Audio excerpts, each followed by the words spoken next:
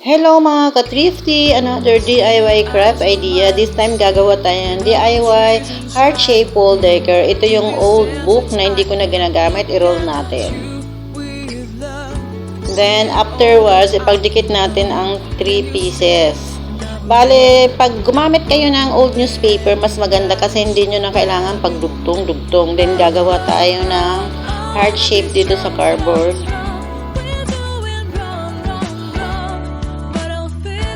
Then, gagamit tayo ng cutter. Bali, ingat lang sa pagkakat. Bali, gagawa tayo ng 3 pieces na ganito.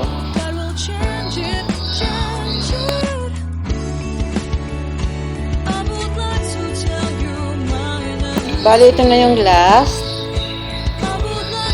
At ito na yung 3 pieces na ginawa natin. I-set aside muna natin at gagawa tayo ng flower.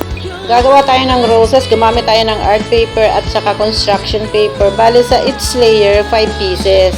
Bali 2 layer to kailangan natin ng 10 pieces. Bali, ano na lang natin, overlap lang yung paglalagay ng mga round shapes.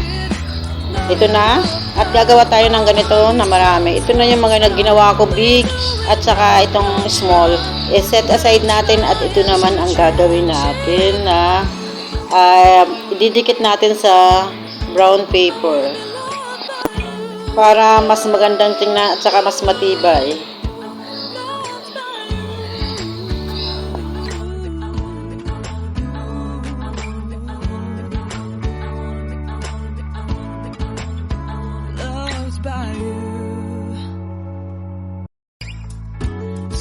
If you like my video and craft, please click like and share. At sa mga hindi pa nag-subscribe, please subscribe to my channel. Thank you!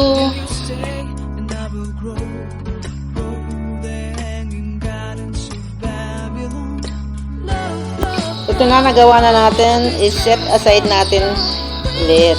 At ito naman yung mga rolled paper. Pwedeng ipagdikit-dikit muna yung rolled paper bago ikabit yung ating design na heart. Or pwede rin yung ganitong ginawa ko. Dinikit ko na siya sa back side. Okay, ang gagawin ko medyo may kalakihan kasi mas maganda yung wall decor na mas malaki, diba? Mas bigger the better para mas kitang-kita yung design. Ipagdikit lang natin siya ng white, ng hot glue.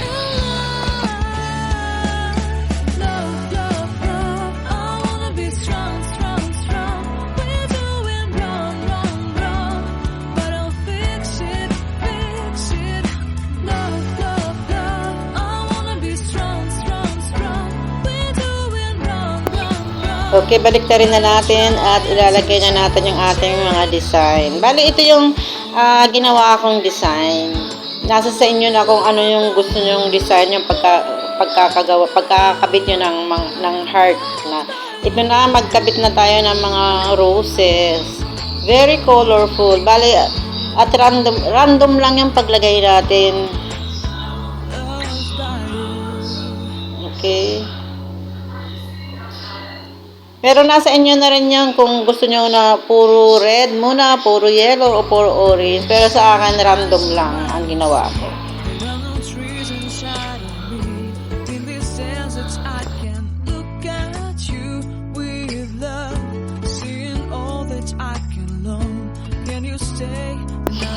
Nilagyan ko rin siya ng maliit na heart dito sa rolled paper. Tapos na. At ito, maglagay tayo ng sabitan. Tapos na, very colorful. Ang gandang tingnan. At magbibigay buhay sa iyong wall.